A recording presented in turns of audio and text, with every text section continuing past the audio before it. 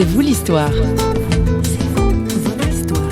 La vôtre, la vie, votre histoire. Votre histoire.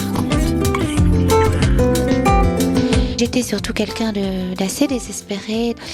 J'avais cette phrase terrible, l'humanité, le cancer de la terre, c'est vraiment sans espoir. Or, le Christ m'a complètement... Mais il y avait en moi quand même ce fond d'amour, bien sûr, d'espérance, mais le Christ a complètement retourné la terre de mon cœur, l'a ensemencé de sa parole. Et aujourd'hui, même avec les attentats parfois terribles, meurtriers à Paris, malgré cela, je suis dans l'espérance. Vous connaissez son célèbre frère, le philosophe et auteur Bernard-Henri Lévy. C'est vous l'histoire vous propose de mettre en lumière sa sœur Véronique. Bonjour. Frères et sœurs partagent le même goût prononcé pour l'expression orale. En revanche, un itinéraire radicalement différent. Véronique Lévy a eu très tôt l'intuition d'un amour divin.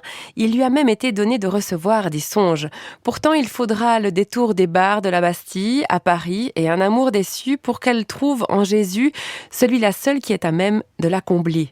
Nous l'écoutons au micro de François Sergi. Véronique Lévy, bonjour. Bonjour. Vous êtes l'auteur d'un ouvrage paru aux éditions du Cerf, « Montre-moi ton visage ». C'est un récit autobiographique, mais c'est une prière. Plus que ça, c'est une prière. C'est une prière dans laquelle on voit se dessiner trois trames d'écriture. Donc la parole de Dieu, qui est le roc, qui éclaire a posteriori tout le chemin de ma vie, en fait, et qui se déroule comme un chemin parsemé de petits cailloux blancs ou de petits éclats, qui sont donc ces paroles de Dieu. Le récit narratif qui m'a été demandé, en fait, je ne voulais pas l'écrire, mais par mon père spirituel. Et au cœur de ces trois récits, la parole, je dirais le cœur à cœur, avec le Christ, qui a été écrit comme de longs poèmes. C'est un dialogue amoureux.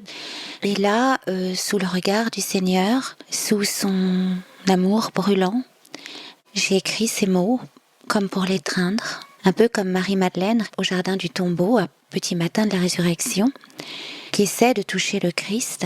J'ai essayé de l'étreindre, moi aussi, à travers ces mots.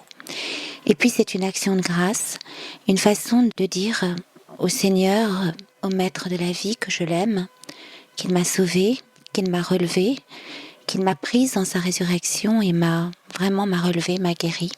Voilà. Alors ce Christ, vous l'avez cherché pendant des années. Il y a eu une période, d'ailleurs comme beaucoup de jeunes, d'ailleurs souvent à l'adolescence, où on se rebelle et on veut vivre sa vie. Mais ça veut dire quoi, vivre sa vie? On ne le sait pas trop non plus. Oui, ma devise à l'époque, c'était me perdre pour me trouver, mais c'était une véritable perte, c'est-à-dire, ça n'est pas vraiment... J'ai découvert la phrase du Christ, qui veut sauver sa vie la perdra, mais qui veut la perdre à cause de moi, la gagnera, la sauvera. Or, moi, à l'époque, c'était me perdre pour me trouver. Je ne trouvais jamais d'autre que moi, finalement. Et donc, je restais enfermée dans les murs d'une prison égotiste, dans de faux amours, dans des ersatz d'amour coupés de leur source véritable, qui est l'amour du Christ, qui est sa miséricorde.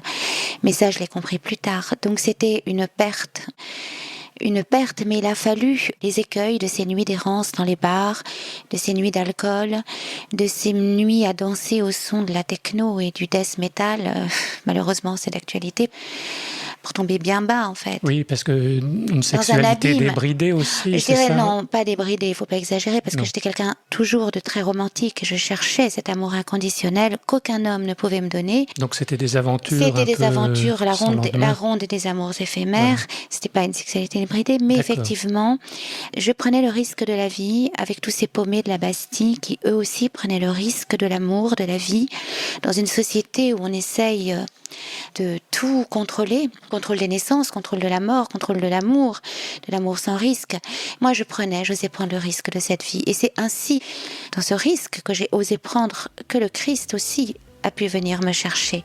C'est dans cette blessure, dans cette faille, dans ce cœur brisé, qu'il a pu aussi déployer sa grâce.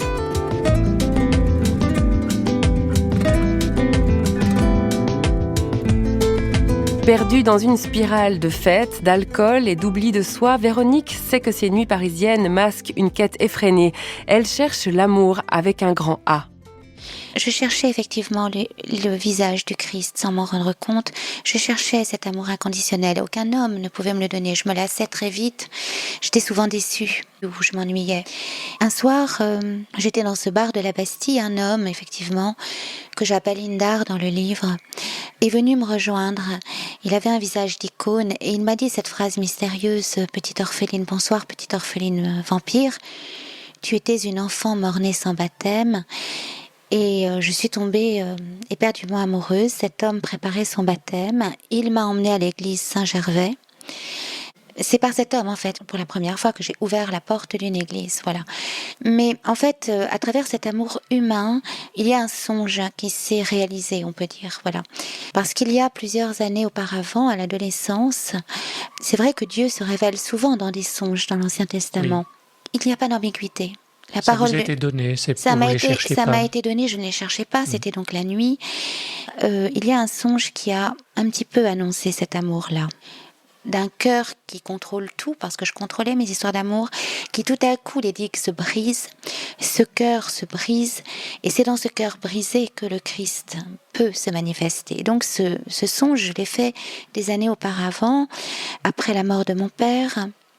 Donc dans ce songe, voilà, je suis sur une place d'un village au Mexique, recouverte d'un voile noir, nue de la tête aux pieds, encerclée par des hommes qui me lancent de l'un à l'autre comme une balle de ping-pong. Et je sens que je suis en danger de mort. Ces hommes veulent me détruire, me violer peut-être. Je m'arrache à ce cercle maléfique. Je cours et je m'effondre à bout de force. Et là, quand je lève les yeux, je vois une cathédrale. Je me précipite à l'intérieur et là j'entends les battements d'un cœur qui secoue tous les murs de la cathédrale et qui pénètre jusque dans mon corps. Et j'ai l'impression à ce moment-là d'être comme dans un corps maternel, dans un ventre maternel. Je lève les yeux une deuxième fois et là je vois le Christ en croix. Les bras étirés sur la croix à l'infini, les battements du cœur s'amplifient de plus en plus. Et là je comprends que c'est les battements du cœur du Christ et qui rentre dans mon cœur, comme si mon cœur était greffé au cœur du Christ. Et là, j'entends la voix du Christ qui me dit que ton cœur de pierre devienne un cœur de chair. Et à l'instant précis où cette voix dit ces mots-là, que je n'avais jamais entendus, de ces deux mains transpercées sortent deux épées qui traversent toute la nef et qui pénètrent mon cœur. Je me réveille en sursaut, terrorisée, dans une espèce de crainte. Crainte, j'apprendrai, veut dire éblouissement en hébreu. Et en même temps avec un sentiment d'un amour tel que je ne l'ai jamais vécu sur cette terre. In the beginning, you hovered over the water. You broke an unbroken silence. You spoke light into darkness, and there was light. In the beginning, we were made in your image, and we were naked without shame, till we fell for the darkness, and there was night. Your mercies are new. Your mercies are new, new every morning. Your mercies are new. Your mercies are new, new every morning. Et c'est comme si à travers ces songes, le Christ, enfin Dieu, se rappelait à moi. C'était véritablement comme si Dieu avait harponné mon cœur et je ne pouvais plus faire comme si il n'était pas là. Donc ce son, je ne l'oublierai jamais.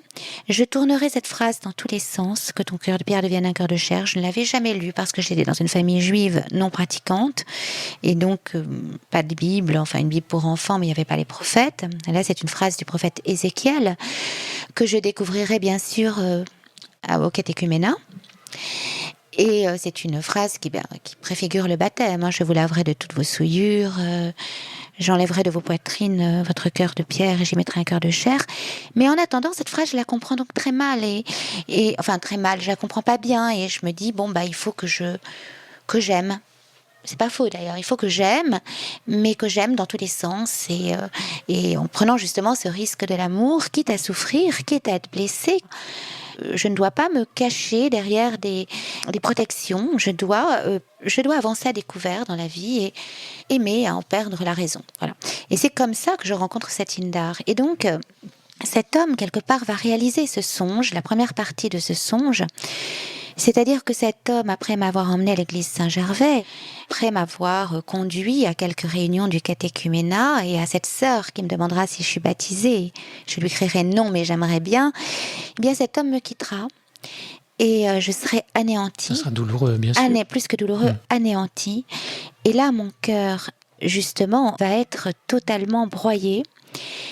Et c'est là où cette parole du songe commence à se prophétiser, à se réaliser. Ce cœur, je dirais pas de pierre, mais ce cœur qui se regardait aimer, là, va être totalement brisé, expulsé de sa gangue, ouvert, blessé, mais pleinement vivant. Mais Dieu n'est pas cruel. Donc, non, mais ce cœur brisé, ce cœur tellement vivant, je ne veux plus qu'il se referme dans une médiocrité, dans un à peu près, dans une banalité du quotidien. J'essaye de retourner dans ce bar et de boire comme avant. J'essaye de retourner dans ces boîtes de nuit où j'allais et danser sur de la techno, sur de l'électro, mais c'est plus possible. C'est plus possible.